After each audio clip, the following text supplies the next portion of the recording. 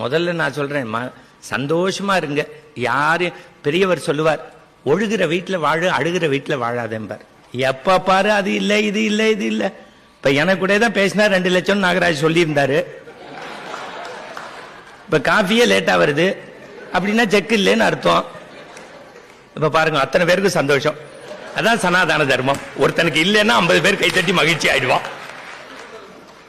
அவர் சொல்றாரு, நான் மொத்த பட்ஜெட்டே அவ்வளவுதான்டா வச்சிருந்தேன் அப்படிங்கிறோம். போங்க சந்தோஷம் சார். வாழ்க்கையில ஒன்னும் கொண்டு போறதில்ல. கொரோனா பார்த்தோம்ல, அருணா கயிறு அத்துட்டு விட்டுட்டான். யாருக்கு யாரு 16 பண்ணான்னே தெரியாது.